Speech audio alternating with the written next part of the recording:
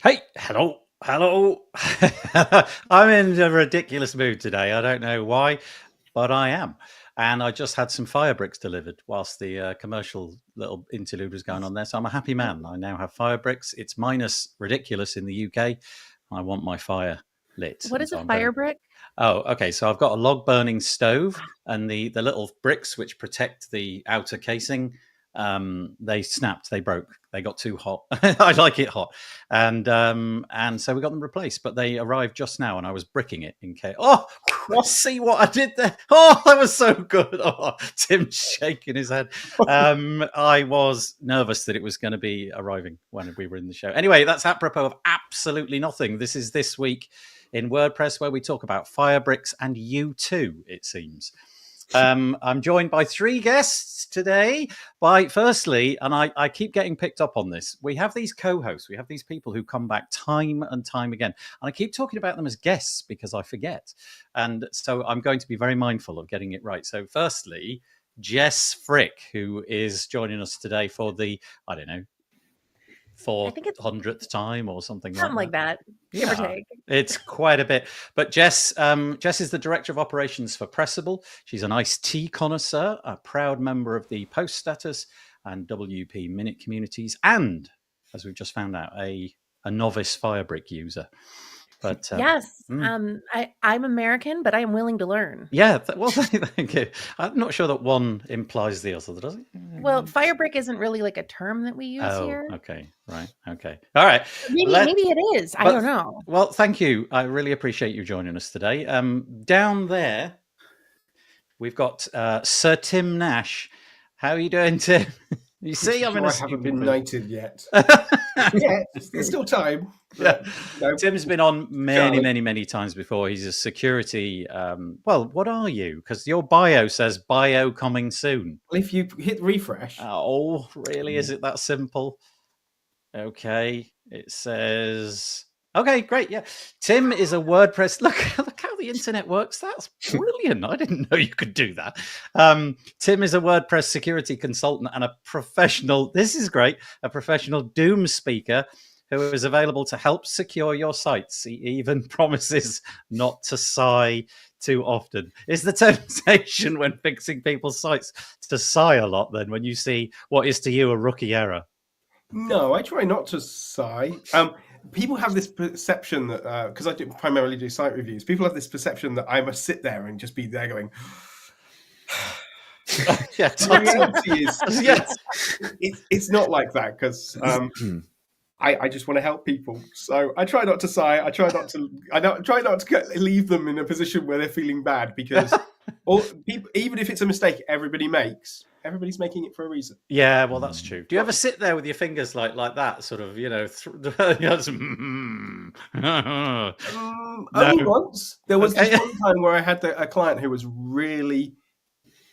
Most people are lovely people, and most people get on board with their security review because they want their site to be secure. But I had this one dev team who really they took it personally, everything. They were very antagonistic and very sure of themselves. So when we were when they were like, "This can't do this. We know better," and there was this moment where it's like, "Yes, but the admin account on your website says otherwise." The one with my name on it. And it's one of the very few times I've ever done that and with any sort of joy at that point of like, yeah, no, you're wrong. Yeah, there's nothing worse than somebody smug coming in and telling you everything that you've done wrong. And I try desperately not to be that person. Well, speaking of smug, no, I don't know why. Don't know why that came out of my mouth. I'm in such a strange mood today. The delightful Paul Halfpennny. How are you doing? Third and thank you very much. Very well. Thank you. Really nice. Yes. He's sporting a brand new little moniker there. It says personalized WP. We'll get to that in a little bit, but there's a new product being launched. Paul is the CTO of a WordPress agency called Filter and the founder of Personalized WP. As I said, we'll see that later. He loves Disney and has just returned from his latest trip to Orlando, where he rang in the new year at Epcot. Nice. Yeah. And was propelled at high speed on the Tron and Guardians of the Galaxy rides. Tell me this, right? How long do you have to queue to get onto such rides? Or can you pay to circumvent the queue? Yeah, there's a thing called a lightning lane, and Right. you can pay a lot of money. So we did, like, the Tron rides just opened, and it was the first year. So we got in the virtual queue, and that took about an hour and a half after waiting, all day for your group to be called. And then that took an hour and a half. So the next time we went back to Magic Kingdom, I spent $80 for the four of us to go on, and it took about 5 minutes. Nice. So that was a massive improvement. Yeah, I could. And speaking of, people totting, I can imagine what that feels like as you walk down the lightning queue, and all of those people who've been stood there for 4 hours are. Yeah, it's not good. But like the ride, then because the ride's quite short. Yeah. It does actually feel like you're in and out in 10 minutes, which means there's a little bit of, I feel like I'm missing out. What the heck happened there? Disney just took me to the cleaners. You absolutely took me to the cleaners. And, Did you know that Mickey Mouse, I think it's Steamboat Willie, some particular variations of Steamboat Willie has fallen out of the purview of Disney, and I believe that certain examples of it can now be copied. So that's going to be my logo from this episode forward. Yeah, you've got to do it different. Do you remember the Winnie the Pooh horror movie last year? Oh, because I don't, Winnie the that's Pooh brilliant. fell out of copyright. So they still can't use like the Disney-eyed version, Disney-fied versions of Winnie the Pooh. So it had to be like Winnie the Pooh's a serial killer or something.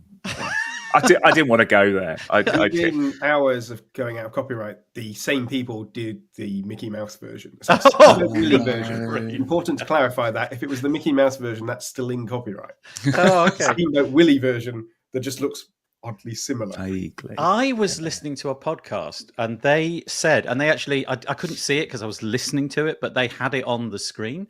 There was something called Mickey Mouse, but without the E, so MICKY Mouse, which came out 1 year before, which Disney himself just basically stole.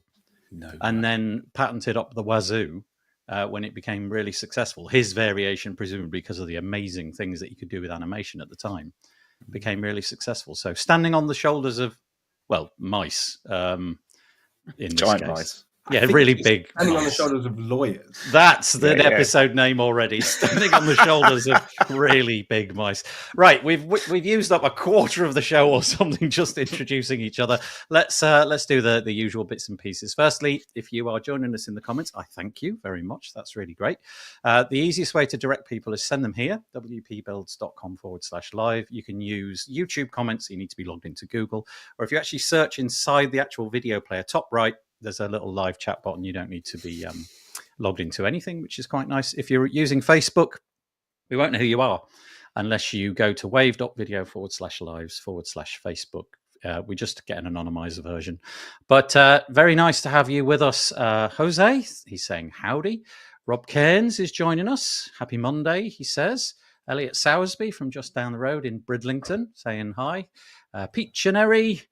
I'm guessing in Spain, but I could be wrong. Cameron Jones, it's like 4 a.m. in Australia, but he's joining us nevertheless. Appreciate it. And, I'm so sorry, Estavio.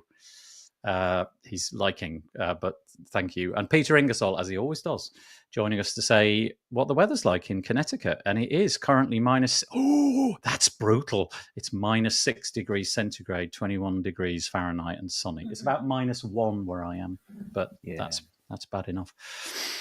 Okay, right. Let's crack on, shall we? Let's talk about, okay. I've got 2 things on at once. That's what that was all about.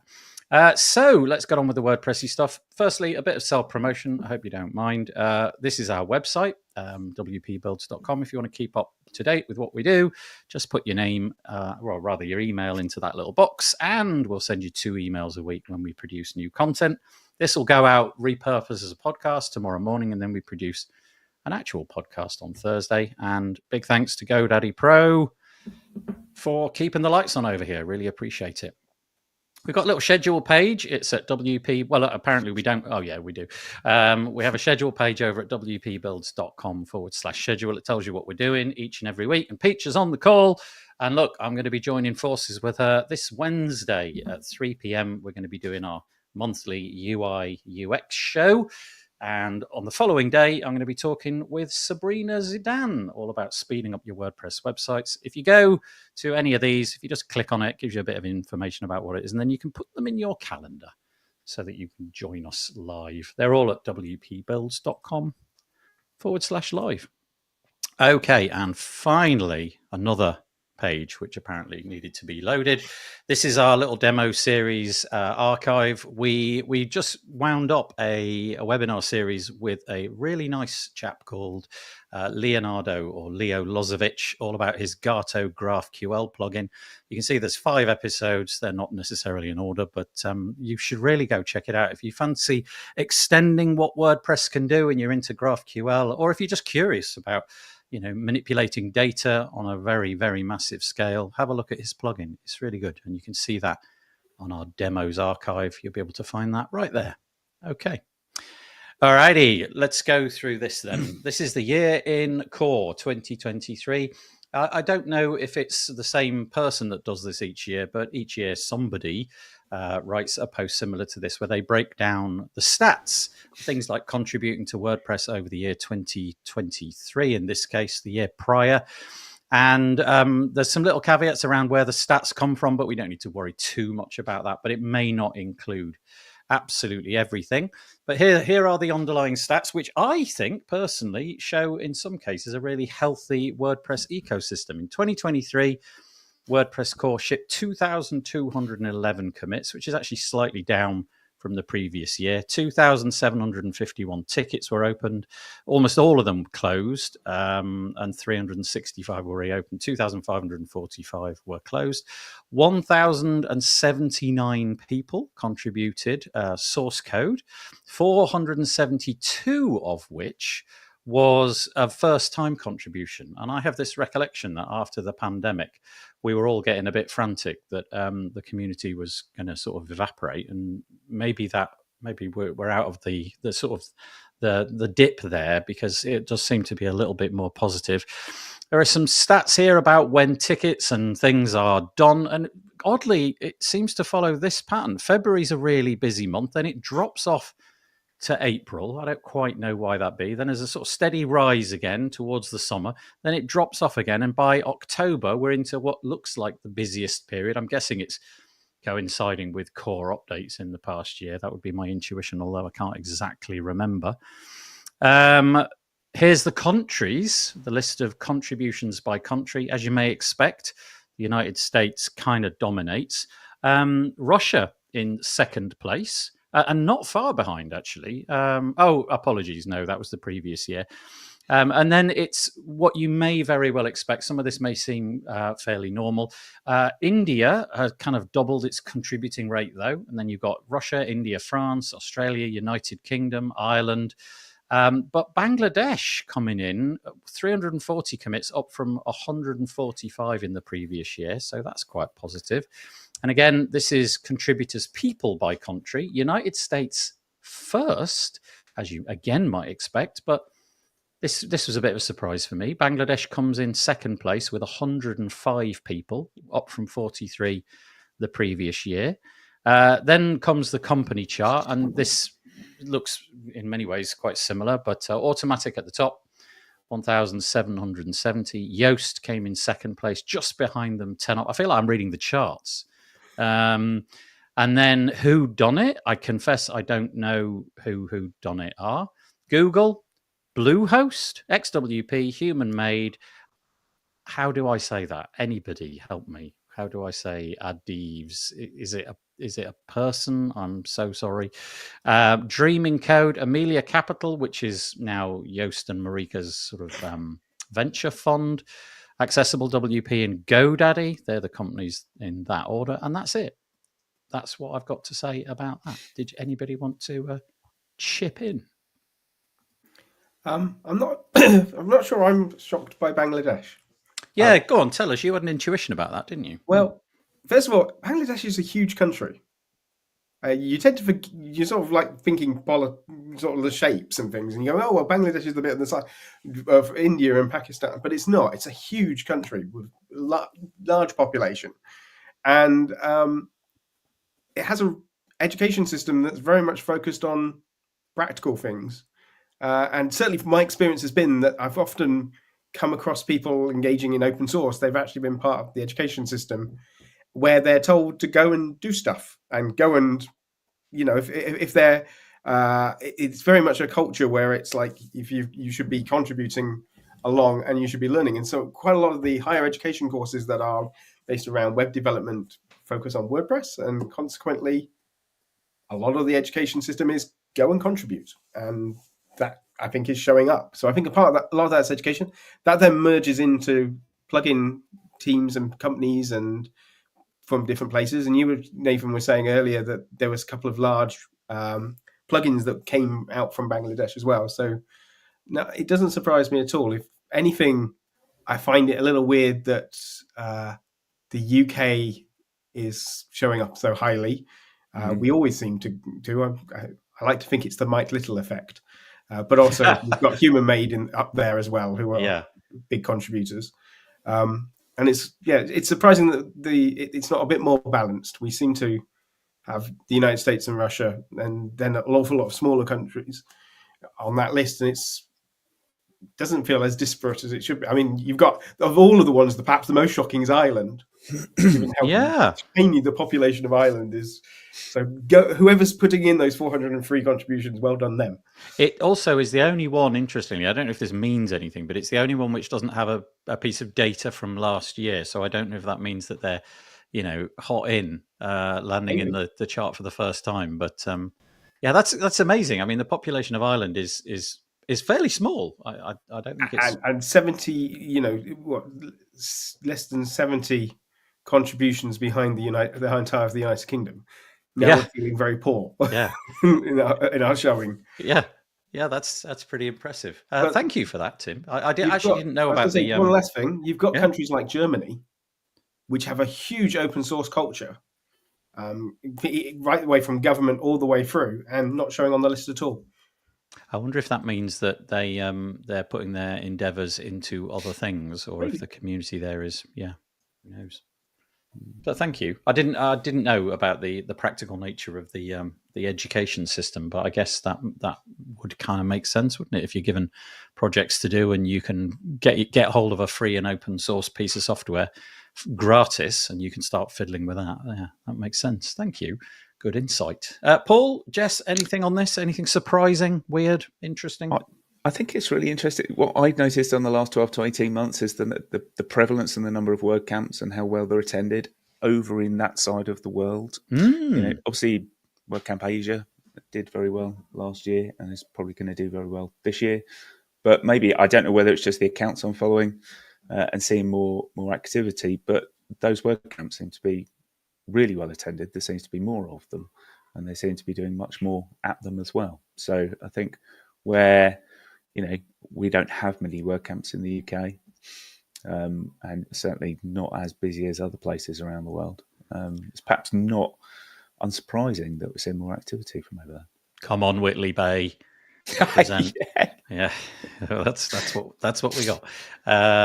Jess, anything to add to that?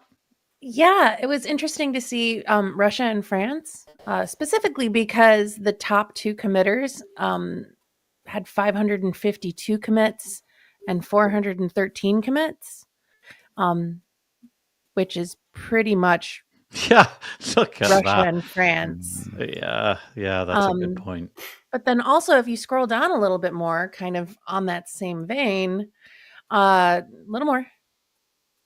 Keep it going. Keep it going. Right there. Sponsors. Look at that. Oh, okay. Yeah. I'd forgotten. So we've got more than 3/4 of people are not sponsored to contribute, and yet they are still giving their time to this.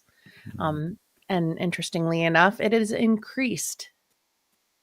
So wait, the numbers look. Oh, okay. So yeah, you're right. Again, for those people who are listening, we're staring at a chart where just under 1/4 of that contribution cycle were sponsored in some way, either by their company or through some other way of being, sponsored, contributor, sponsor, or something like that. So that means that 3/4 were not. So 233 were sponsored, 846 were not. And I guess that's just the nature of open source, isn't it? I can't really compare that to any other years because I don't really have I that would data love to that hand. those graphs to be true. Go on, tell us But more. I've got a horrible feeling that if we looked at the definition of the word sponsored, it would start to feel a little bit more, because we have people whose entire job is to work on WordPress core, and they clearly see themselves as sponsored. I wonder if somebody who works at one of the major companies who did something and then just on work time and then committed it thinks of themselves as sponsored, or whether they thought that was just part of their day job, and whether the community should think that too. But I think it's hard to see that graph and not ask the question, what does sponsorship mean? Yeah, well, that's a Yeah, very it's live broad in the conversation. future, and yeah. Do you know what though? I think the lasting thing that I get, just comparing it to the previous year, and obviously, if we were to go 5 years back and put all of the data in comparisons over 5 or 10 years, it'd be interesting to see how that worked. It kind of makes me feel much more positive than I was a couple of years ago. Like I said, post-pandemic, where a lot of things really did seem to take a dip. So for whatever reason, whether it's just people getting back on the bandwagon or community events starting back up, or who knows, but it makes me feel really positive about WordPress's future again. If people are willing to put this much time and effort in, then it just makes me feel, really glad that I'm still part of this community and these people are contributing. That you can find on the make.wordpress.org site. It was on the 11th of January. Stephen Bernhardt penned that article, so you can go and peruse it at your leisure, but certainly some interesting things in there. We were speaking about events, so let's just quickly pivot to this one. Can I just say, and I said this before we hit the record button, this has got to be one of the most well-organized events out there. And I don't mean like the nuts and the bolts of it. I kind of do. This event, which is the WordPress Accessibility Day, if I'm correct, it's happening in October this year. I'm sure I've got the date. I can't actually find it, but I'm pretty sure it's in October later this year. And already they're out there making it happen. It's an online event. A lot of this could be left much later, but Amber and the team behind it have decided to, really make it an important part of their lives, I guess. And so, firstly, bravo, because I know that a lot of the problems with things like this, I know from bitter experience, is just things falling through the cracks at the last minute because you're just in such a rush to complete everything. So doing it all in advance like this is just great. So I'm sure you've got some intuition as to what the WordPress Accessibility Day is, but this is to say that they're looking for an organizing team. Amber Hines posted this. I don't know if Amber is the sole person behind it. I'm not entirely sure. It does say the WP Accessibility Day board, so presumably not. But they are looking for people to make a real commitment to this event, and they need people like marketing and more or less everything that you can imagine. But they're very clear. This is also what I like. They're really clear in what their expectations are, and this is what they would like from you. And great language as well. It's not like please would you. It's like we expect, which I think is fine. At least you know what you're getting yourself in for. 2 hours a week from February right through to October. They would like you to attend bi-weekly Zoom meetings through midsummer and then weekly meetings after that. Be an active participant in their Slack channel, be available for the actual event. So, you've got to be there for that as well. And generally be a good citizen advocating for the event and what have you. And if you have any intuitions that this may be something that you want to get involved in, there is a Zoom session taking place tomorrow. So 10 a.m. US Central Time. So that's 4 p.m. This side of the pond. And I just thought, blooming heck, I don't know what you're like, but if I was running an event like that, I reckon we'd be well into June before that page went out. So bravo to them. Anybody got any thoughts? We were proud sponsors last year, and I will say from a sponsor perspective, the board is phenomenally organized. They do have a nonprofit established. So it is a board. It's not just Amber. Bet, another friend of the show, serves on the board, and Joe. But they are an absolutely incredible group of people. And I would absolutely love to take part in this again this next year. I did have a follow-up question for you, though, Nathan. I noticed that the page defaulted on light mode for you. Are you not a dark mode person? Oh my goodness. What the heck is wrong with you? Top right, buddy. No. Oh, okay. Let me try it. Let me give it a go. Just tap that. There you go. Oh, look at how much better that is. No, I'm light mode all the way. Like, okay, Tim, I know back me I'm up, going to be buddy. castrated for the environmental impacts, right? But okay, let's have a show of hands. Out of the 4 panel, let's remove it from the screen so we can see who's for dark mode, who's for light Hang on, we mode. can do multiple hands, can't we? Yeah, no, stop that. Yeah, It doesn't count. I'm voting twice. So it's an even split, which is exactly how you'd expect it to be. It's just an age. It's an age thing. We got 8 now. Oh, okay. I don't think it's an age thing. I'm going to get a graphic with loads of hands on it. No, I can't do that. I tried it everywhere, and I quickly realised it wasn't for me. And that is not me being pedantic. I genuinely can consume it more easily if it's on light mode. If you were to look at my screen here, everything's light mode, and I get it from an environmental point of view. I'm heating up the pixels, right, which is not great. But I will say I love that they have those contrast sensitivity settings on their website, and the color perception is definitely a real thing. So are you like me, but the opposite? You actually find it easier to consume. Interesting. How does it work in sunshine? If you're on your phone and you're in sunshine, is it an improved experience or a worse experience typically? I'll let Tim take it, but I think it's better. Yeah, okay. Yeah. So I suffer from snaking, which is when individual characters or words go for a wander on the page. And so I can be reading something, and then a individual character will just drift and wander off on the page visually. And it can be sometimes it can be whole words. I find, therefore, I've all my life had high contrast screens. So sometimes I will overlay a purple or a orange glow tint to it to help just force my eyes to not do that. Dark mode significantly helps me in that case scenario. And I have everything set into dark mode. I also have it set with non-serif fonts for a similar reason. Just anything that will keep the words in the place that the author intended them to be. That is absolutely fascinating. For a start, I'd never heard that term, but now, I mean, it makes perfect You sense. called it snaking? Yeah, snaking. It's a dyslexic trait. It's when individual characters or words wander off the page, and it is the best way to describe it is like a snake. They slither and wander off. So, can I ask you more questions about this? Because I'm genuinely interested. And given that we're talking about Accessibility Day, right? I mean, it's right in the purview of that. So, an individual character from within a word could exhibit this behaviour. Yes. So, again, forgive me, right?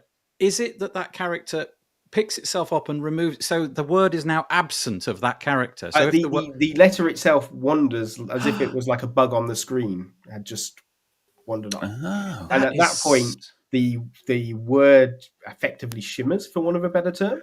Right. And it sort of morphs, and then the word becomes very hard to revisualize on.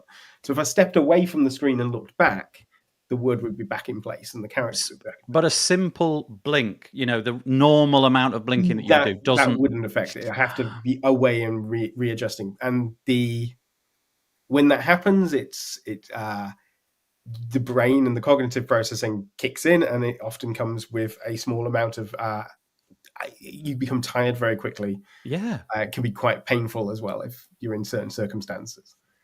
Do you know, I find this stuff really interesting because we live, just rewind the clock 25 years.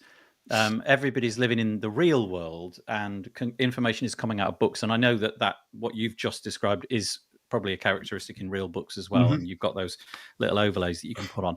But now everybody is living in the digital world, and it's totally possible to do a better job of making things like you just described. Well, to remediate them a bit, I don't know if that can be removed entirely, but things can be done, like the option for dark mode. and it does feel like the whole accessibility thing in the weeks, months, years to come is going to be something that nobody can ignore. And I don't mean just because it's the moral thing to do. I mean, it's because you are literally going to be, there's tripwires in the law that are going to be put in place to force you to do it if you don't wish to do it. And so there you go. The Website Accessibility Day event in October could be for you. Paul, did you get a chance with this one? I forget whether we let you hop in. Oh, no, I was just going to say, I was just amazed at how many people they had just attend for a single day. Over 2,000. That's 2,158. Right? Yeah, it's pretty impressive, isn't it? Doing God's work. So there it is. WPAccessibility.day is the URL, and it's the call for organisers. And presumably, once that little tranche of people has been filled up, we'll get some more information about the event itself. And just as an aside on that, actually, it's the last day of call for speakers at WCEU today, isn't it? So. Oh, okay. I think 15th of Jan. Yeah, I'm gonna give them a talk about why it's a good idea not to rush your talk or something right like that. Okay. Okay, but thank you. Right, okay, this is weird. I have never organised a WordPress meetup or WordCamp or anything like that, so it's a little bit difficult for me to really get in behind this story and the impact that it may have. And again, I'm just working anecdotally of what I've heard, but I've heard that if you want to organise an official WordPress event, not a WordCamp maybe, but like a meetup, you have to go through the Meetup platform for the ticketing and, all of it, essentially. The guests come via the Meetup platform. So firstly, if that's true, Tim, can you confirm or deny that? I know that you've been involved with it. It's so strongly encouraged that it might as well be true. I'm not actually sure it's ever written down as black and white, but you are given a Meetup account when you become a chapter program, right, which WordPress manages that, and it has a user in it, so that should the user group ever fall out of, if Meetup users, organizers say they can't do it anymore, that way the WordPress program can pass it on to the next people. So that's the argument for why they do it. Whereas if you had your own Eventbrite systems and all this, you'd be and had your own mailing lists for the users, then it wouldn't be enclosed in that ecosystem. Interesting. Okay, so there's maybe not an absolute tie-in, but there's a very strong hint of something equivalent to that. So then suddenly this piece of news for the WordPress community gains really significant importance, because that platform, which you may have been forgiving in thinking it was part of Automatic or something like that, because it's so bound to all the events. Well, it's not, and it's been sold. It's been acquired by a company called Bending Spoons, which is an interesting name. And Bending Spoons are a software vendor which create a variety of SaaS apps, and they've acquired it. They bought this is the only experience I've got with Bending Spoons. They bought Evernote, which I actually make use of. I have an account, a paid for account on Evernote, quite like it, but noticed that the software had pretty much stagnated. And about 8 months ago, maybe a little bit more, they acquired Evernote and released the same PR that everybody else does. Nothing will be affected. It will all be fine. And then about a month later, they fired everybody in North America. And moved all of the people over to, I believe it was Italy. Anyway, since that point, Evernote, as far as I could tell, hasn't really gone under significant change. But I'm just concerned about what this means for the community, whether there's going to be that strong relationship with events. And if it turns out that Bending Spoons are not good custodians, how difficult will it be for people running chapters to wrangle that back into their own hands and get their hands on the mailing list? And I don't know. I just have concerns when something like this happens. I've no justification for being concerned, but I think it's something we all need to be mindful of, given how deeply embedded the whole ecosystem is. So again, open to anybody, including Tim, if you've got any more to add. Just to add that there's been over the years many attempts to say, hey, we could probably, manage to create a meetup-like experience, and the open source community in general, not outside of WordPress. This is a thing. Meetup has been the central point, and it doesn't matter which community you join. Eventually, someone says, we really should come up with an alternative for this. And over the years, there's been alternatives, and they've sucked. And the thing is that Meetup sucks more, but it has this gravity of users because it's the place that you go do this. The fact that it's rubbish is irrelevant, and it is truly a terrible experience. Yeah, we experienced it last year, and it was terrible, and it was really painful just trying to do stuff. And if you're a user, I mean, here to give you an example, for WordPress leads. You put in the location where you're holding your meetup, and you go, "Hi, we're in Leeds, UK," and then you get people signing up from Leeds, Alabama, and you're like, you only matched the first word, didn't you? You didn't bother to match the That's country." right. You've been a naughty boy. Yeah, which end of this sequence should we have started with? Nope, we're going to go with the word at the front. Okay, that's just a really good example. If you've ever experienced it as a user, trust me, as an admin user, it's 100 times worse.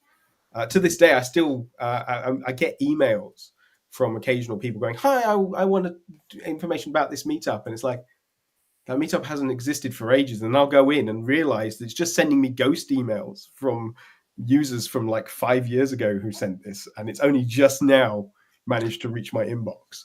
Wow. So welcome to the hell that is Meetup. Okay, so it's potentially it wasn't the best platform, so maybe something like this will shake things up a little bit. My concern, and again, I'm not having a go at bending spoons, but it was a bit strange that they issued this thing about Evernote where they said nothing particularly would change, and then the next press release, which didn't come from them, by the way, I got it off regular media, was that they'd fired all the staff in North America and moved the entire workforce to somewhere else. It just made me, I don't know, it didn't give me the right kind of intuitions about that company. So whether or not we trust them, don't know. Either way, it might move things. Yeah, well, that's a good point. Yeah, it's got to be worth reopening the conversation, because its current state, it really isn't fit for purpose. And I'm sure if it's certainly not the only barrier, but it's one of the many barriers that are preventing local meetups from happening again, because, literally there are meetup owners and chapters who are going and trying to log in and going, I can't remember how to add a meetup.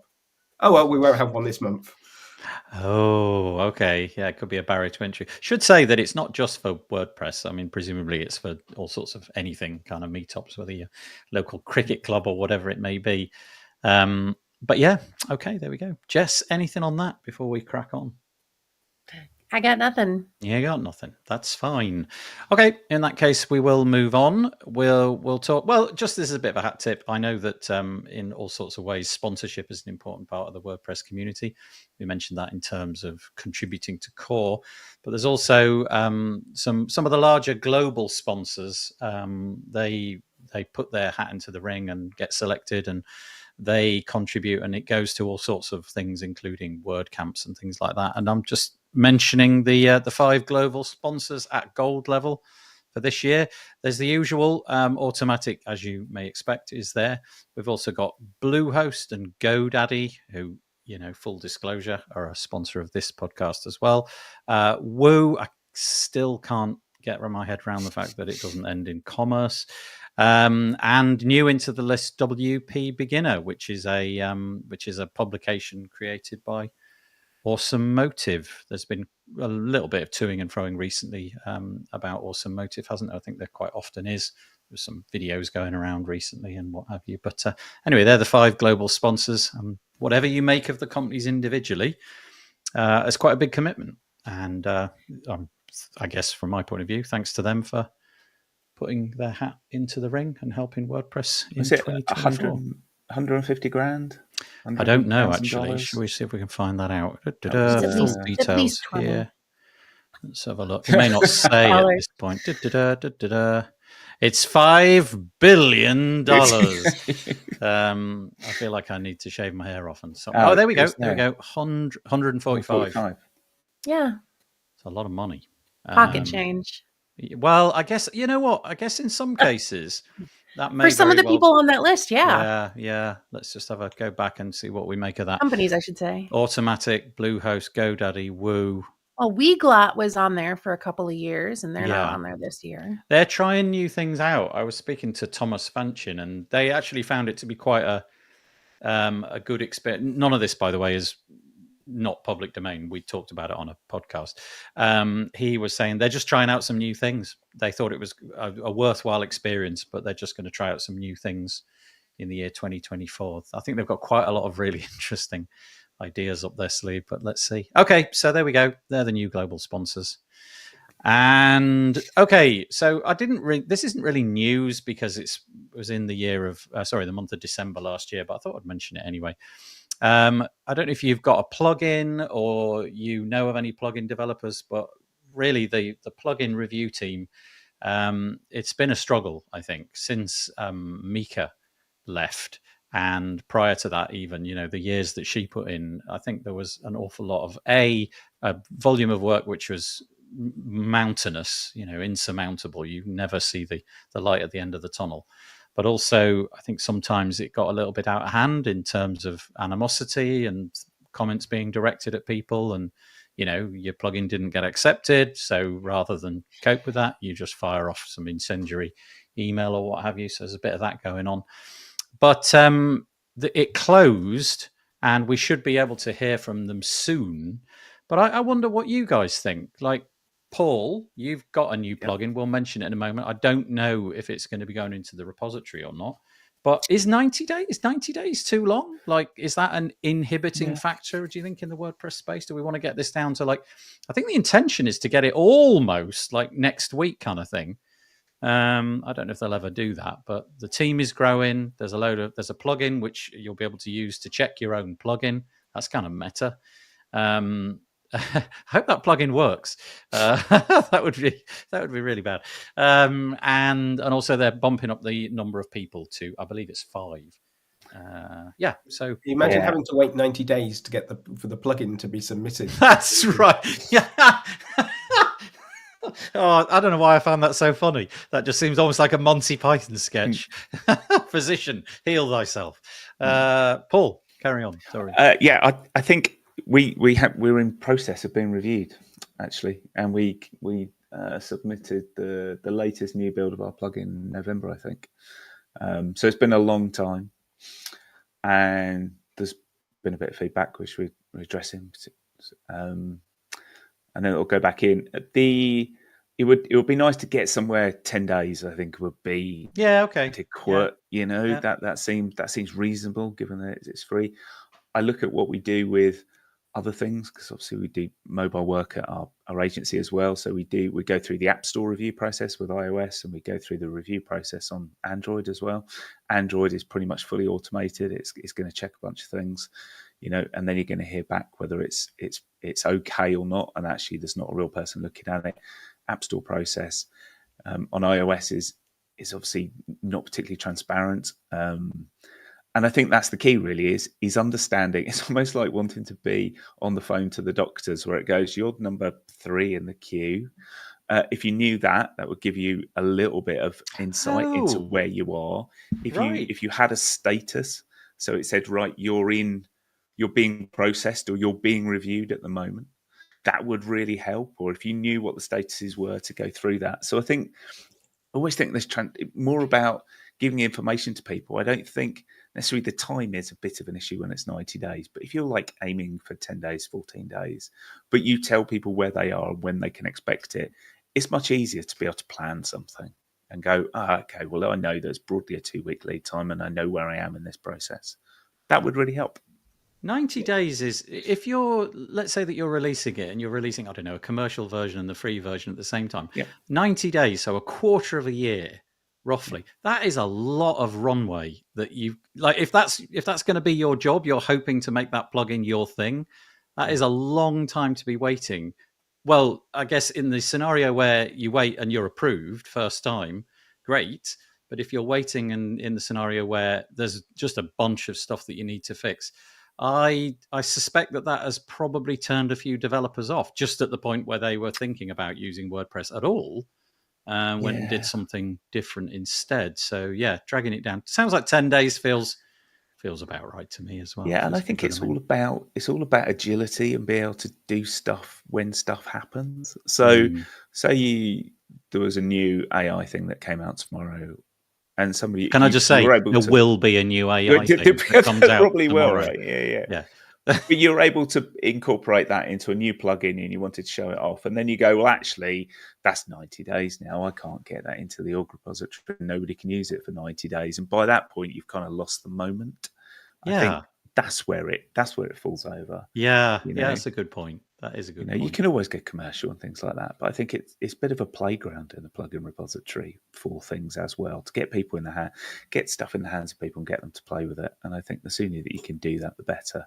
I think if there was a way of automating some of the testing, so that you can almost pre-release something and you could put it into a beta area so that people can play with it, knowing that it's not gone through full plugin review, maybe that would be an alternative as well. So like they go through the plugin check, plugin, pass all the tests there. Yeah, and then it's available for people to use, but then it's not like publicly available. If you wanted to give people a link to it to go and download it, or like has passed the plugin review plugin tests. Yeah, that's not easy to say. Not approved. Yeah, it feels like somebody could have come up with a better name for that. It's really but I think like part of the problem is people aren't doing their own checks, and so it's clogging the whole system. Right. And this is a nice tripwire for that, isn't it? So I think the intended workflow is you'll submit something, you will then be told to use the plugin check plugin, and it will then flag all of the obvious stuff that can be automated. And I think we've got Juliet to thank for a lot of that work. And, anyway, that's another entire story which we've covered before. Please donate to her, by the way, that's all. And then if you pass that, then you can submit it into the queue. But I like the holding pattern idea, like the you are fourth in the queue. That's just something a little psychologically nice about that. You say that, but I might be dreaming it, but that used to be in place. Okay, maybe it is still. I think it was one of these things where the integer just got so large that it no longer you are 758 in the queue. I just wanted, if anybody hasn't, Mika has been doing some brilliant blog posts on her experiences over the years. Oh boy! If you get a chance, go read them. Anybody who's done any technical support will sort of sympathize, and then there will be the people who will just not believe, but they're all true. Some of them actually, it can make you quite angry. What had to be born in silence? I guess maybe the silence was somewhat self-imposed to keep that position the way it was, but some of it not very nice at all. But Cameron, on the other hand, joining us, saying that he submitted several and they got approved within a week, some within 24 hours, but he said that was many years ago. Try it, Cameron. No, actually don't. That's a complete waste of people's time. Don't submit a nonsense. A lot of plugins can be really complex now, though. Yeah, we're getting some really big, complex, heavy plugins that do a lot of things. They're not as simple as perhaps they used to be. I know there's still a lot of simple ones out there, and that's the point of plugins. But there's a lot more going on. I know that this is not what we're supposed to be talking about, but on the Android side, you mentioned that was all. Or at least you got the impression that it was all automated. Yeah, it's automated build process. All? Yeah, so we CI process through to the Android store. That runs through a bunch of tests, and then it's going to come back in, 8 hours, 24 hours, with you've passed all of these tests. And does that get you into the App Store then? Or is it that point, then it goes to another level? At that point, you can put it into a track, and then you can release into the App Store. But yes, essentially. But if you did that like with the plugin, the plugin review plugin, then you could imagine a service where you could just fire it at that. Yeah, like a test flight, but for WordPress. Right. Yeah. Okay. Well, anyway, that's what's happening during the course of 2024. The team is being expanded. There's a new plugin, and there's going to be lots more documentation, not only for you, dear developer, but also for the team members themselves, so that they can hopefully onboard people more quickly. So there's a lot of change in that department, which I think will be entirely positive. On the hosting side, a company which we've all known about for absolutely ages and ages and ages has had a bit of a rebrand. This is Kinsta. Who? So I've never heard of them. No, that's right. Well, I mean, it would appear for a little bit of time recently, they were sort of putting a bit of clear blue water between themselves and WordPress, because when they came onto the scene, I could be wrong about this, but my feeling is that they were a managed WordPress host right from the very start. And that was the mantra. I think they did incredibly well. And about 18 months ago, I think they thought, well, we've grown such and such, let's push in other new directions. And so took the word WordPress out of a lot of their marketing and what have you. Maybe that hasn't worked out. Maybe something has changed, but it would appear that they've decided to have a bit of a rebrand. And the rebrand has also seen them aligning themselves much more with WordPress. So I don't know what to say, really. You were talking earlier about, so this is the perfect segue. Thank you, Tim, for giving me this. You said about snaking. I've got something going on with that design. Just there is something there which my brain does not particularly get along well with. I can't say what it is, but there's a certain sense of, ooh. So that's that's what it is. I'm not saying I have any chops or credentials to tell people how to design things, but I find that quite hard on my eye. However, all that being said, you can see front and center, we're right back into the WordPress space. So if Kinsta, your endeavor was to move away from WordPress, welcome back. If you've just rejigged it a little bit, welcome back anyway. It's nice to see that you've got back to your roots. So what do you make of that? I'm not going to put you on the spot. If you have something to say about that design, you can say it. If you just want to pass over, that's fine. I've obviously said something now and probably shouldn't have done, but yeah, I find that a little bit, it's definitely opinionated. I would like to see the results of an eye tracker on how people view that website.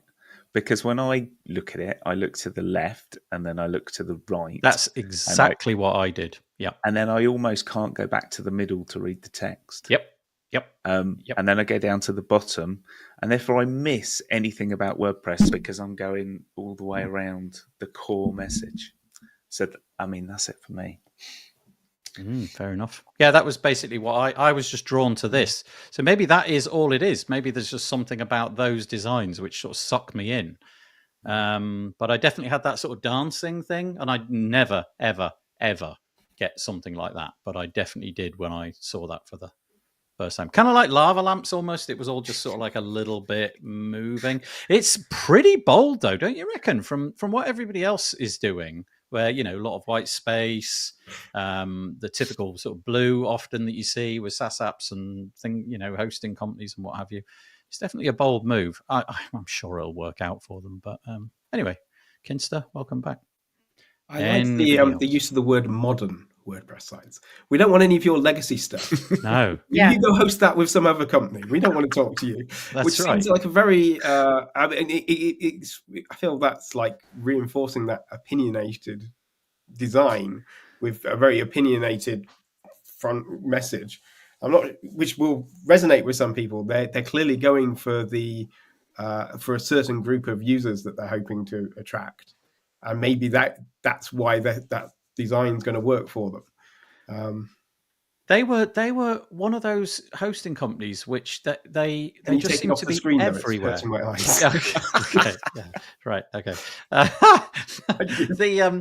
They were everywhere for a period of time. Maybe like 5 years ago, they were the company that everybody talked about. If you talked about managed WordPress hosting, it was usually Kinsta, WP Engine, or at least that was my experience. And it feels like that top of mind has gone a little bit, and I wonder if that was part of what they were trying to do. Reach out to, I think their strapline went more something along the lines of "We're here for your next project" or something like that. So it wasn't for your next WordPress project; it was just project, and But anyway, they seem to be back in the WordPress game. So let's hope that it works out well for them.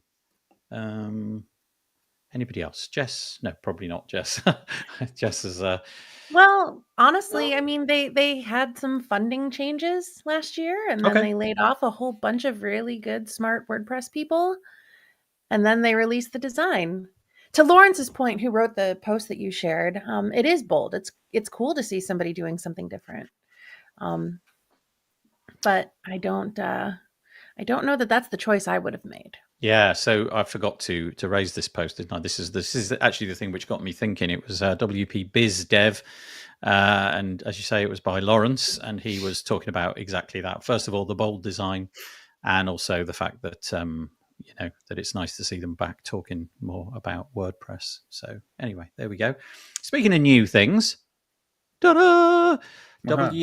Personalized WP. Now that's a pretty design. Now, would you? Calming. You don't need to say that just because I'm here. I like. It's an aggressive Purple design. rocks. It's violent. It feels like no, it's nice. But forget all that. This is personalized WP. You've managed to bag the personalized with a Z. I notice. I'm not saying anything. And with an S, but yeah. that is the default. Okay. You bought the S as well. We bought the clever. S. Yeah. And so this is a new endeavor or an old endeavor that you've relaunched. What is it? It's your project, right? As in you and your team. Yeah, absolutely. So we did over COVID. We built a little plugin called WPDXP, and we just wanted to be able to show and hide content using the block editor as a little project for our developers. And then I spoke about that at WordCamp Europe in Porto, and then we carried on developing it a little, and we made it work properly, which was good. And then in Athens, we pitched to Amelia Capital for some investment to go and take this to the next level.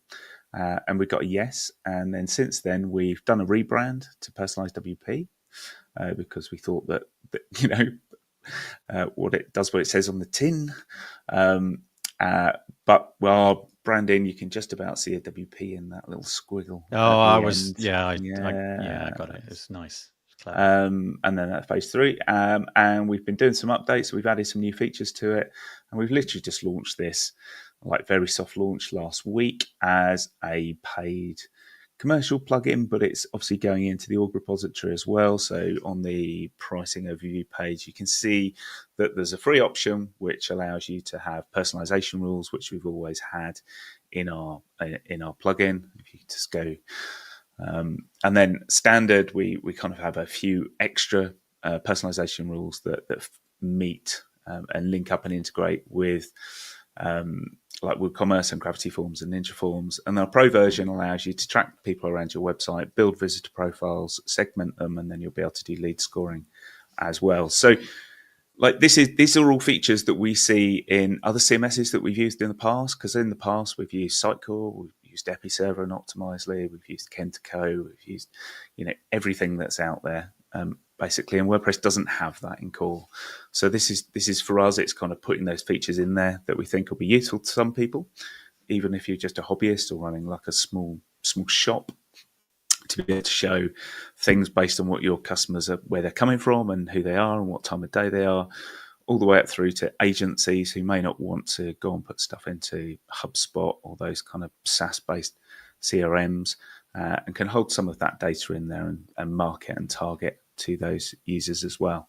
So we're very much at a starting point. This is new ground for us. It's very exciting, and we're kind of like in feedback and listening mode now to try and find out what works, what doesn't work. We've got loads of lessons to learn, I'm sure. We know loads of WordPress product people around the community, but we do have Jess and Mariki that are helping us along the way, which is a great resource to have. Yeah, that's nice. Can I ask you a random question? How many hours did it take you to decide to use the word standard for that? Because I've always thought that's a really, like, what is the word that encompasses the least one, if you know what I mean? Like, Yeah. you know, do you call it basic? Do you call it standard? Do you just call it, I don't know. And I always think that's because you don't ever want to imply that it's less standard, if you know what I mean. You want to you I imply never that it's thought about great, that. but not Yeah. not quite as great. It's all right. Yeah, It's all right. yeah, that would be great. The all right version. It's not bad. fair. Yeah, it's not what you could have won. It's a but, reasonable plugin. It's okay. Yeah.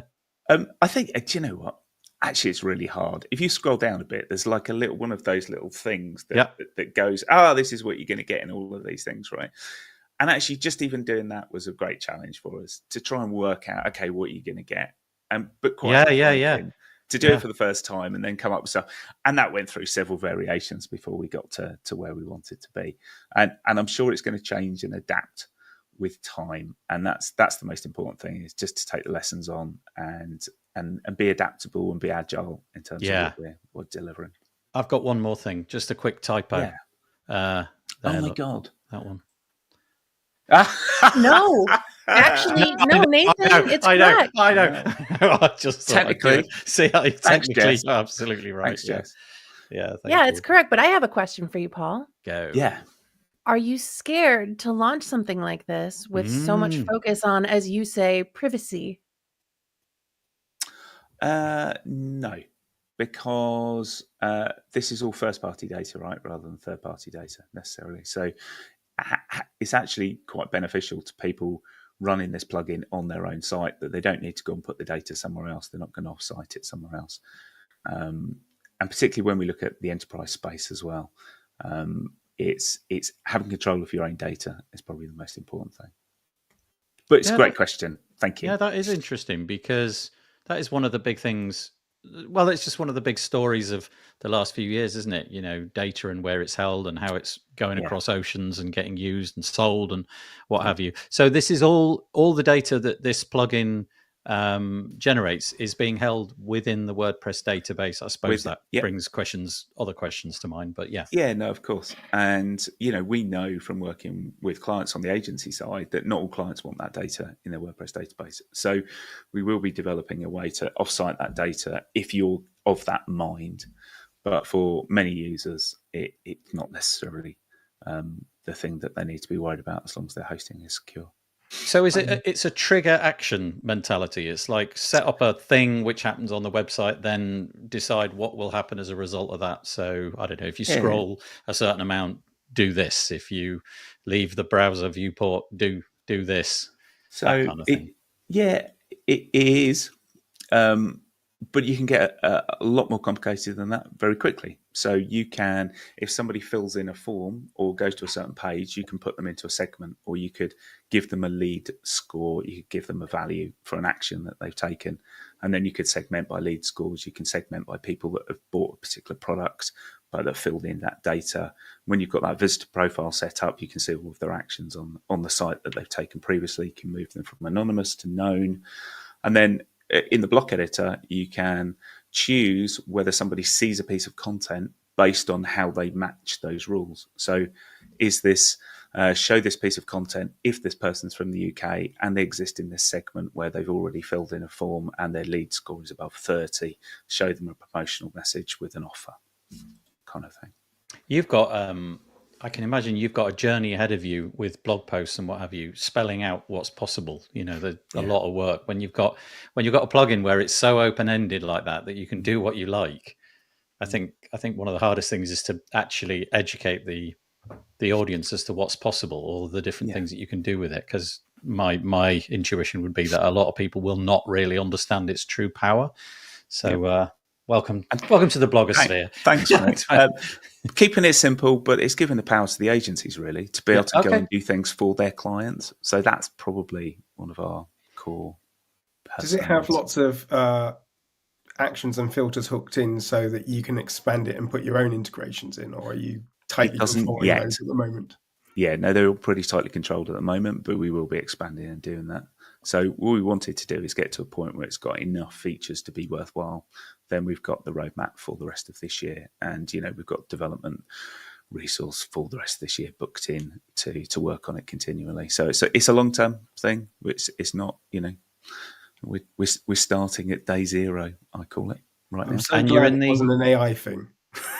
I'll be honest. I was looking at it going, "Oh, please don't be an AI thing. Please don't be." Oh, it's actually something sensible and usable. Yeah, there's and no AI actual in sight. practical. There's going to be a bit of AI in the future, but only for like things like You took somebody's content money. You have to put recommendations. AI in it. Yeah. It's this year. I don't know I don't know about you, but I am so sick of getting an email with the words AI in the title. It's almost now a flag for me to just delete it. It's so ridiculous how everything has been crowbarred with AI. You can buy a kettle with AI in it. I don't want a kettle with AI in it. I want a Switch, and that's all. I've just had that discussion with my wife about washing machines this morning, where there's like a Wi-Fi enabled washing machine that can auto dose your washing. She's like, I don't want that. I just want to put a thing in and then press a switch, I know what I'm doing with that. I think we overcomplicate things, don't we? And the idea of an AI enabled fridge or whatever it may be, I think it's fun, right? The nerd in me loves it, and I would love to go to somebody's house and tinker with somebody that's got it. But for me, it's more like, I don't want that. That's going to break in so many ways that I don't understand how to fix. I can't fix it. When it goes wrong, I need the $1,000 an hour mechanic to come with his laptop. Anyway, congratulations on getting this shipped. It's a nice achievement to begin the year. Thank you. 2024. And it'd be really nice to see how it goes. I want to point out I have a team that do wonderful things, and barely any of this is me. It's all them, and they do all the hard work. And actually, if it wasn't for them, it wouldn't be there. So well, thank you for bringing it to the attention of our audience. We'll see. So personalizedwp.com with an S or Z, doesn't matter. With an S or Z. With an S is fine, but it's going to default to the wrong one. But that's fine. Like this is the British in us, right? It's it doesn't look right, but to the rest of the world, you could, of course, demo your plugin, demonstrating that when you go to the one with the S, it identifies the correct language and corrects everything for us. That has occurred to me, and now we've shipped and we can work on less important things. I think. I don't know, Jess. What do you think? S or Z? Would you feel weird if you saw an S? Would you think it's misspelled? No, I would just think you're either, British or Canadian. Oh, do the Canadians use S as well? Sometimes they do the U in color. Okay, all right. Good on them. We've got a few people in the comments who are Canadian, so let's see if I got anything to add to that bombshell. Elliot Sowersby's, we had a few comments about Kinster. Broadly, like the design was interesting. Let's just put it that way. And then Elliot says, the plugin looks great. I'll give it a try. I can think of one. Thank you, Elliot. You may find it useful too. Paul, we made you one sale already. Boom! Thank you very much. That's what I'm talking about. Right. This is the power of WP Build. Huge, red hot. But there we go. Brilliant. And thank you for bringing it to our attention. So this may not excite you even a bit, but okay, rewind. It's not often that I watch something on YouTube and I actually have to pause and go, wait, what just happened? And I'm talking about WordPressy stuff. But I watched a video just before Christmas with a chap called Pascal Birchler. And I had no understanding of who he was. He was just absolutely new, but somebody had retweeted something or something like that. And I watched this little video, and it was immediately like, how the heck has he done that? Because what he did was he took a JPEG from his Mac and he chucked it into the block editor, and his computer wasn't connected to the internet.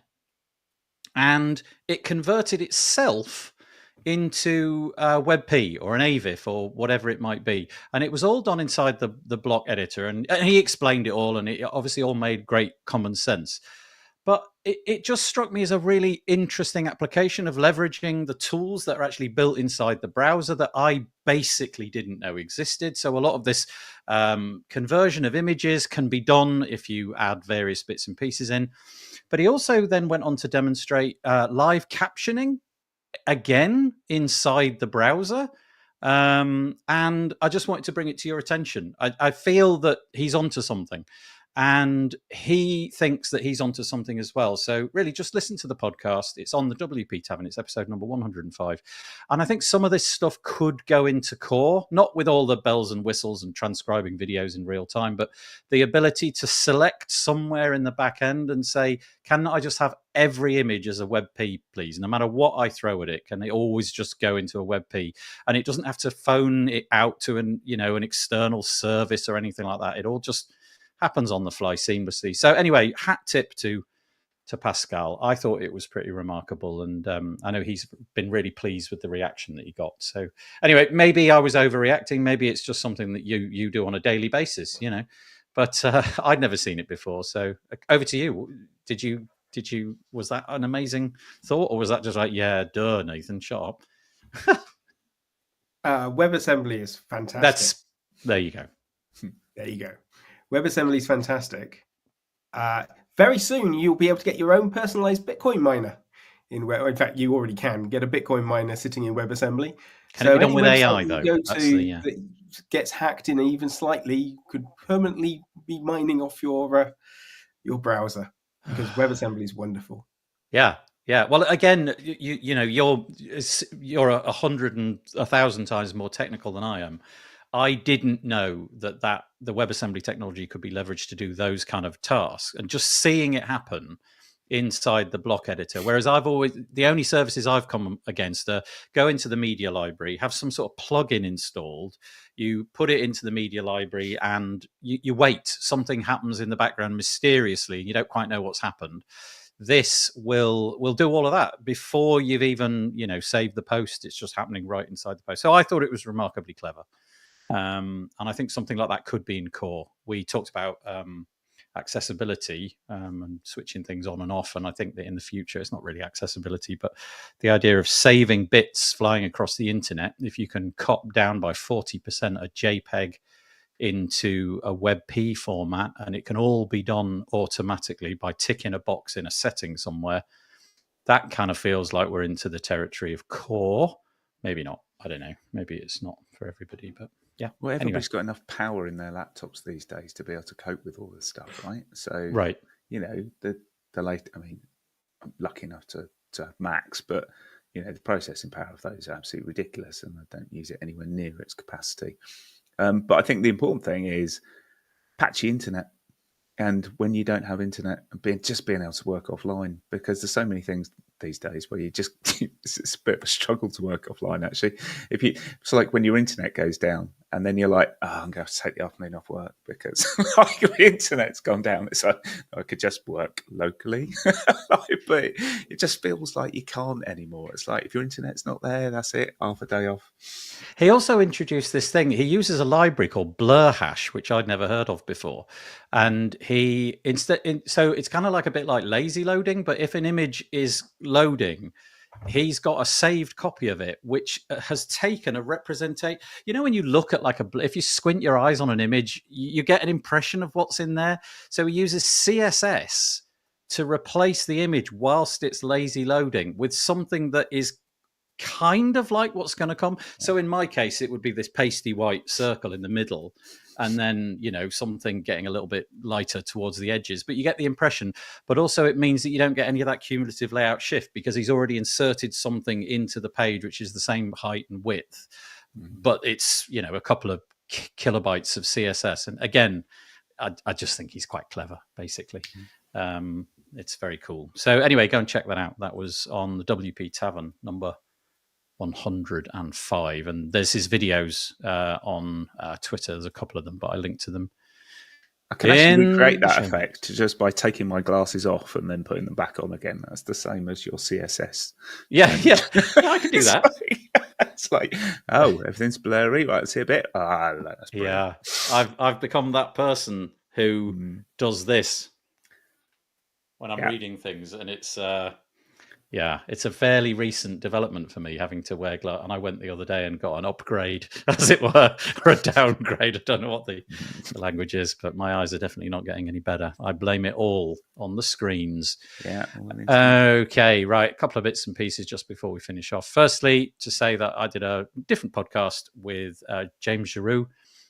We talked about teams in the WordPress space, and he has recently conducted this thing called the Teams Experience Index. If you're part of a team, much like Paul is and Jess is, might be of interest to you. And he's taking the temperature of what teams are doing well and how they think they're doing, and it's quite interesting actually. It sounds like there wouldn't be a lot of data points, but he's gathered a lot of data, and it is quite interesting to see what can be done better. And you might be able to look at it and say, oh, actually, we hadn't even thought of that in our team. And anyway, go and check that out. That's quite do you mean to be showing your screen? Oh, darn. Yeah, I should be showing my screen. Look there. There you go. Oh, I was squinting. That was the problem. So that's the episode. It's all in audio, so there's not a fat lot to see. Okie dokie. Right, I've put this one in here. I don't know if Tim has. I don't know if Tim's got anything he wants to say, but I threw this in. It's the Solid WP Security Vulnerability Report for the last period of time. So Tim, just across your bows, anything we need to be scared of that's happened in the recent past?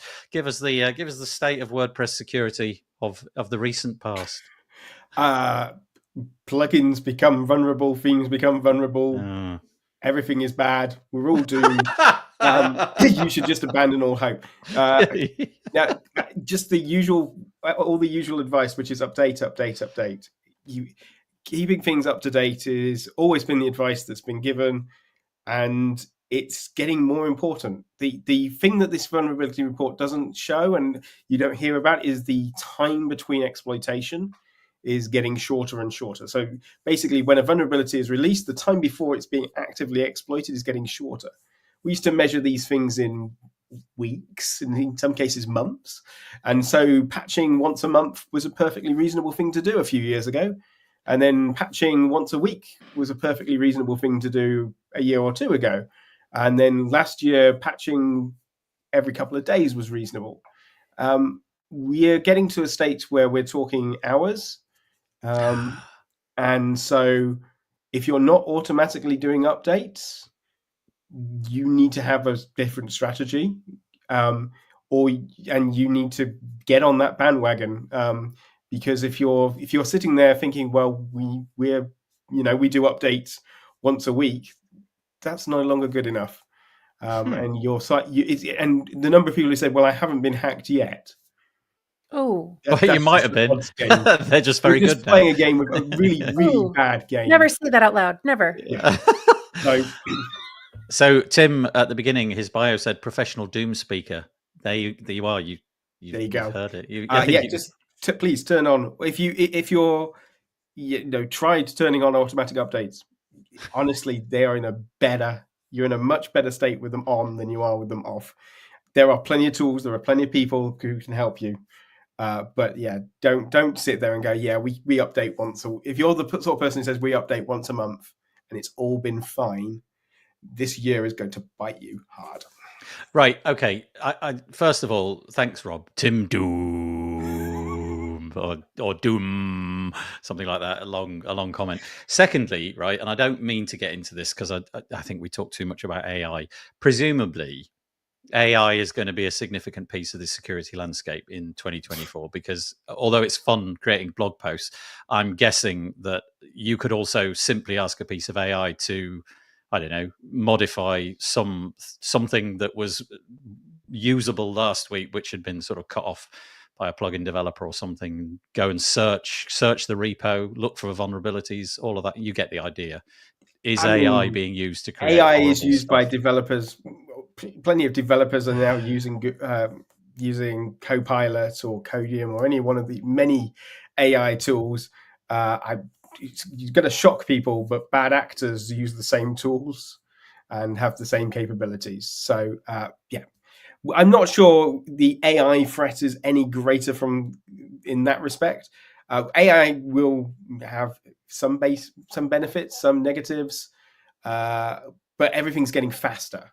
And that's the key for, I think, for where we talk about AI and people talk about job losses and all that stuff. What they're actually, when you get to the root down, what would have taken a developer maybe a couple of hours now takes them a couple of seconds.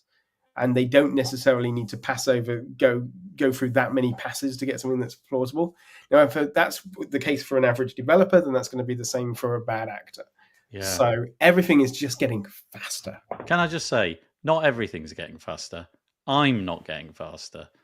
I feel significantly slower this year already. So, you can attack my websites because... But you keep them all up to date automatically. I do keep them all up to date. Fine. You know what? I do tend to do it on a daily basis.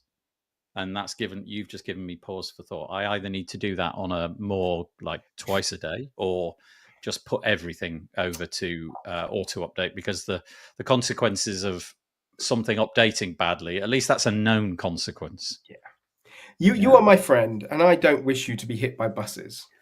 But Thanks. The last thing is, I don't want to be coming to visit you in hospital, and me sitting there with your grapes and saying, "Oh, by the way, your website got hacked because you did not update. You got hit by the bus." But here, have some grapes. Double whammy. Yeah. Oh, okay. So anyway, there you go. You heard it here first. You didn't. I do have a point about that, though. I just want to query Tim, because we seeing contracts and expectations from clients sometimes that they will want us to run a manual update process, and that takes time to go through that test every time that there's an update, and the frequency of updates for plugins are becoming faster and faster and faster and faster, and a number of the updates that we do or see are version bump or little fix, little change in the feature that's going to fix something. I don't know if there's a middle ground there. We have a lot of automatic updates on, we have a lot of staged updates on and things like that as well. But trying to deal with that problem of going, you need to do it. It's painful, and especially as we don't have a nice tracked system. A lot of other software you'd have it mentioned. Hey, this is a security vulnerability. It's on a separate track. It's a separate patched system, and so you could just subscribe to the security track. Yeah, we don't have that in the WordPress space, unfortunately. I think if it's written into a contract, you should manually update our website. That sounds like there's a disconnect between client reality, contracts, deals, etc. But you can get halfway house, so at least you can automate the testing. Yeah, and this is the same thing I say to everybody. If you're going to come through and do automation, you start with the testing. So you start with, okay, what do you want us to what should we test? We make sure that the process is really hammered out. Convert those into automated tests. At least then doing an update is only taking minutes, not hours or days. So we can speed that process up. And once we're happy that the automated tests have passed all the time, that's the time to go back to the client and say, well, actually, you're paying us this amount of money for us to slow the process down. Yeah, that's a good one. You're going to pay us exactly the same amount because we're going to keep writing these tests for you, and we're going to make the process better. I think the problem is that most people don't think the automatic process is better. They somehow think a human pressing the button is better. Yeah, they're worried. Part of that's because agencies have told them that's the case. When an agency sells their processes, they sell that as a selling feature. And good agencies are the one that you find, like yourselves, where you've got the mixture. You can slowly but surely then bring that into the fully automated and sell that as a selling point in itself. That look, we write tests. That's where our skill set comes in. Our skill set is making sure that things don't break, and when they do break, we can fix them quickly. We are not, however, hired to press a button. Yeah. I'm so good at pressing buttons. Could somebody hire me to press buttons? I'll do that. It's interesting though. It's like a step change for some companies to go to a more agile way of working, where they may have been used to more on-prem systems or static systems that have a release cycle where it's like 3 months you're going to get your security update for the 3 months, and you're going to go through that release, patch and test. Sorry, do it the other way around: patch, test and release, not release first. Release, hot fix, panic, Run. Yeah, roll back. But I'm very much into CI and getting stuff out there as quickly as possible. And if it breaks, to fix it as quickly as possible and get a new one out rather than don't really like rollbacks. And it's trying to find that happy ground, really, I think, with clients that have, significant uptime SLAs and just have these expectations or have these. It generally comes from somebody in IT or legal have come down the road and they say, "Oh, we want this," and then it's like trying to show them. It's not necessarily the best. When they have an SLA, it makes it easier because you can basically say we can up the SLA because we're doing the updates automatically. Yeah. So you can almost use the SLAs against them until the update breaks it because it's an automated update, right? So. Yeah, but that got released last week. Rollbacks and all the things. As long as the automation's working properly, you should be instantaneous on the rollback, and that you should be checking for these conflicts and the testing at that scale. For your average person, just setting automatic updates and leaving them. Do it. If your website's down for an hour, it's not the end of the world. Where we're talking about uptimes of 99.9999, we need to build good tooling. But that's what you pay the agency to do. That's what you pay you to do. Yeah. And that's where you really make your money, which is good because that keeps agencies in business. I like that. I like what Tim said there. That's like turning a glass that was half empty into a glass which was half full. That was a terrible analogy. It was something adjacent to that anyway. But yeah, either that, Paul, or just run them over with a boss. Oh, no, that's it. I mean... You nailed it. Tim will bring the grapes and rescue the situation. It'll all be good. Gone down as he puts a grape in your mouth. That's right. Yeah. Your site's gone down, but I know you're losing £1,000 a minute, but as a consolation, have a grape. It's all fine. Seedless. Very quickly, State of Open Con 24 is going to be happening in London this year, February 6th to the 7th. Don't know if that's of interest to anybody, but it's obviously, open source more than just WordPress. And I'm going to make this the last one. Who we were talking about accessibility. Who honestly, who doesn't want an accessible fart machine? Watch the video. It is so genuinely lovely. It is not about making farting noises. It is, but it is also about empowering, in this case, children who, let's face it, every kid enjoys a fart noise. The video is about empowering children with technology to be able to do that joke that every kid wants to do. And it's lovely. Somebody building the technology so that you can fart. How fabulous. And that's where we're going to end it. There's no finer way to come to an end than the fart. So that's it. Accessible fart. Yeah, an accessible fart, which is I think where we all want to go in 2024.